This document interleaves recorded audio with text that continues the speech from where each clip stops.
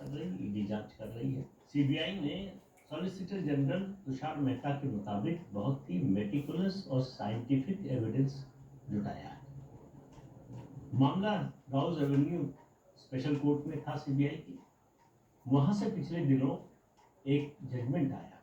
Judgement में इतनी निंदा की गई सीबीआई की, सीबीआई के जो इन्वेस्टिगेटिंग ऑफिसर है उनके खिलाफ टिप्पणियां इस तरह की गई, शायद ही किसी जजमेंट में इस तरह की टिप्पणी की जाती हो, लेकिन की गई और पूरे मामले को, पूरे केस को फर्जी बता दिया गया। एक तरह से कहा गया कोई एविडेंस नहीं, केवल जो है एक राजनीतिक मामला बनाने के लिए, उसके लिए जो है ये केस बनाया गया।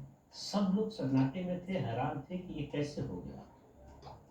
सॉलिसिटर जनरल ने हाई कोर्ट में रिवीजन पिटीशन फाइल करते हुए कहा, उन्होंने कहा कि ये न्याय का स्थापित सिद्धांत है कि जो गवाहियां हैं, जो अप्रूवर हैं, उनकी सत्यता की जांच जो है मुकदमे के स्तर पर यानी ट्रायल के समय पर तय की जाती है, जब मुकदमा चलने लगे। और ये सिद्धांत ये है कि आरोप तय करने के समय जांच एजेंसी जो भी मटेरियल रखती है अदालत के सामने, उसे सच मानकर चला जाता है, लेकिन उसकी परीक्षा मुकदमा जब चलना शुरू होता है उस समय होती है।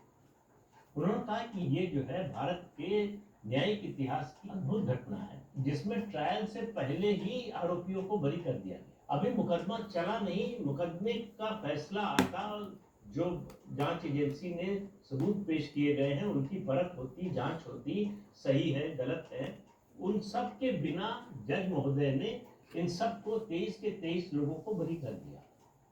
और घरे में किसको खड़ा किया? जांच एजेंसी को। अब ये अपने आप में भारत के न्यायिक इतिहास में एक अद्भुत केस होगा। जो बयान गवाहों के हैं, सीआरपीसी के सेक्शन 164 में मजिस्ट्रेट के सामने उनको प्रमाण के तौर पर माना जाता है, उसको प्रामाणिक माना जाता है। तो गवाहों के और जो अप्रूवर हैं उनके बयान है सीआरपीसी के सेक्शन 164 के तहत मजिस्ट्रेट के सामने, उनको जज महोदय ने कंसीडर करने की भी जरूरत नहीं समझी। उन्होंने कहा कि इस फैसले ने क्रिमिनल लॉ को सर के बल खड़ा कर दिया। हाई कोर्ट ने तुरंत रोक लगा दी जो स्पेशल कोर्ट का फैसला था उस पर, और जो सीबीआई के इन्वेस्टिगेटिंग ऑफिसर के खिलाफ जो टिप्पणियां की गई थी उनको निकालने का आदेश दिया। मैं फिर यहाँ पर कहता हूँ कि न्यायिक जवाबदेही का सवाल आता है। हाई कोर्ट जो कह रहा है और राउज एवेन्यू कोर्ट जो स्पेशल कोर्ट है सीबीआई की, उसका जो फैसला आया है, जमीन आसमान का अंतर है। तो जाहिर है कि कोई एक तो गलत है। हाई कोर्ट के मुताबिक राउज एवेन्यू कोर्ट यानी सीबीआई स्पेशल कोर्ट के जज ने जो निर्णय दिया वो गलत है। सवाल ये है कि एक प्रतिष्ठित ईमानदार इन्वेस्टिगेटिंग ऑफिसर की इज्जत को इस तरह से सरेआम धूल में मिला दिया गया, उसके लिए जवाबदेह कौन होगा? इसका ये तो कानूनी पक्ष है। 16 मार्च को इस पर फिर रिवीजन पिटीशन पर सुनवाई होनी है, उसके बाद अंतिम फैसला हाई कोर्ट का आएगा। लेकिन राजनीति देखिए, जैसे ही राउज एवेन्यू कोर्ट का फैसला आया, अरविंद केजरीवाल और उनके साथियों ने दिवाली मनाना शुरू कर दिया। अरविंद केजरीवाल कैमरे के सामने आए और रोने लगे, विलाप करने लगे। इस तरह का नाटक आरोपियों के मामले में आपने बहुत से देखे होंगे। आज तक कोई ऐसा आरोपी है आतंकवाद के आरोप में, आतंकवादी जो पकड़ा जाता है उसके घर वाले रोते हैं कि मेरा बच्चा तो बड़ा ईमानदार है, मेरा बच्चा साफ सुथरा है, उसका किसी भी अपराध से कोई लेना देना नहीं है, वो बिल्कुल निरपराध है। उसी तरह की हालत है अरविंद केजरीवाल उनके साथियों की। तो सॉलिसिटर जनरल ने जो बात कही, ये पूरा केस देश के लिए शर्म की बात है। जिस तरह से एक पार्टी के मुखिया ने एक शराब नीति बनाई और उसके जरिए अपनी पार्टी के लिए धन जुटाया, ये सीबीआई की चार्जशीट में है और सीबीआई ने इसके पक्ष में प्रमाण प्रस्तुत किए हैं। अब प्रमाण वो सही है गलत है, इनकी जांच केवल अदालत कर सकती है, और जांच के बाद ही अदालत ये कह सकती है कि केस सीबीआई ने ठीक से इसकी जांच की या नहीं की, सबूत जो पेश किए वो प्रामाणिक है या नहीं। लेकिन राउज एवेन्यू कोर्ट के न्यायाधीश महोदय ने तय कर दिया खुद कि इनकी जांच की जरूरत ही नहीं, उसके बिना फैसला सुना दिया। तो अरविंद केजरीवाल कैमरे पर आए, बोले कि अरविंद केजरीवाल कट्टर ईमानदार है, मुझे कट्टर बेईमान साबित किया गया। अब हाई कोर्ट के फैसले के बाद क्या कहेंगे? हाई कोर्ट ने सीबीआई स्पेशल कोर्ट के फैसले पर रोक लगा दी। तो यानी अरविंद केजरीवाल और उनके साथी फिर से कट्टर बेईमान हो गए। तो अरविंद केजरीवाल ये खेल कब तक खेलेंगे? कट्टर ईमानदार, कट्टर बेईमान, फिर कट्टर ईमानदार, फिर कट्टर बेईमान, ये खेल कब तक चलेगा? और मैंने जब इस लोअर कोर्ट का फैसला आया था तभी कहा था कि जनता अदालत के फैसलों से प्रभावित नहीं होती, जनता अपने आधार पर फैसला करती है।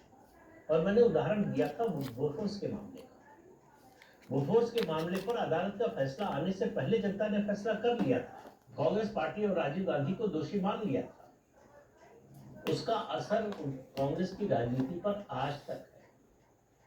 तो अरविंद केजरीवाल को अगर ये लगता है, और उनको लगता था और अब भी लगता होगा, तो पहले लोकसभा चुनाव 2024, फिर 2025 का विधानसभा चुनाव। लोकसभा चुनाव में उन्होंने कहा, दिल्ली की जनता से अपील की कि मुझे मतलब उनके गठबंधन को कांग्रेस के साथ मिलकर लड़ रहे थे, 4 सीटों पर आम आदमी पार्टी, 3 पर कांग्रेस पार्टी। अब ये वही कांग्रेस पार्टी है जिसने इस शराब घोटाले की कहानी शुरू की, जिसने आरोप लगाना शुरू किया, जिसने पहली शिकायत की, वो उनके साथ मिलकर चुनाव लड़ रहे। अरविंद केजरीवाल ने कहा कि 7 सीटें मुझे जिता दीजिए तो मुझे जेल नहीं जाना पड़ेगा। दिल्ली की जनता ने एक भी सीट नहीं जिताई। अरविंद केजरीवाल फिर जेल पहुंच गए। फिर यही रोना, यही नाटक उन्होंने विधानसभा चुनाव में किया। विधानसभा चुनाव में चुनाव प्रचार के लिए उनको बेल मिल गई। अपने देश में न्याय व्यवस्था अजीब अजीब तरह से काम करती है। उनको जो है चुनाव प्रचार के लिए जमानत मिल गई, लेकिन अभी तक वो जमानत पे हैं। अभी जमानत उनकी कैंसिल नहीं हुई है, उनको वापस जेल नहीं भेजा गया। अब कानून इस बारे में क्या कहता है मुझे नहीं मालूम, लेकिन एक आम आदमी की तरह ये सोचकर आश्चर्य होता है कि जिस व्यक्ति को अदालत के आदेश से ही जेल भेजा गया, उसको कुछ दिन की मोहलत दी गई चुनाव प्रचार करने के लिए। हालांकि ये भी समझ से परे है कि कोई आरोपी जो जेल में है, अदालत के आदेश से जेल में है, तो उसको चुनाव प्रचार करने के लिए छूट क्यों दी जानी चाहिए? आप याद कीजिए, इंदिरा गांधी ने इमरजेंसी के दौरान जॉर्ज फर्नांडिस पर बड़ौदा डायनामाइट कांड का केस चलाया था, और जॉर्ज फर्नांडिस 1977 का लोकसभा चुनाव जेल से लड़े थे। उनको जमानत नहीं मिली थी चुनाव प्रचार करने के लिए, और जेल से लड़कर चुनाव जीते थे। और ये जेल से बाहर आकर जमानत लेकर चुनाव प्रचार किया, रोते रहे, पूरी पार्टी इनके रोने में शामिल हुई। इनके नतीजा क्या हुआ? दिल्ली की जनता ने उखाड़कर फेंक दिया। दिल्ली की जनता ने केजरीवाल को बड़ा सीधा संदेश दिया कि नाटक करना बंद करो, सच्चाई का सामना करो। हमने मान लिया है कि तुम घोटालेबाज हो, हमने मान लिया है कि तुम कट्टर ईमानदार नहीं हो। और किस तरह से बताएं? पहले जब तुम जेल गए तो कोई सड़क पर नहीं उतरा दिल्ली का। आप याद कीजिए क्या प्रचंड बहुमत लेकर आए थे 2020 में, और उससे पहले 2015 में। इसके बावजूद दिल्ली के आम लोग, यानी जिन लोगों ने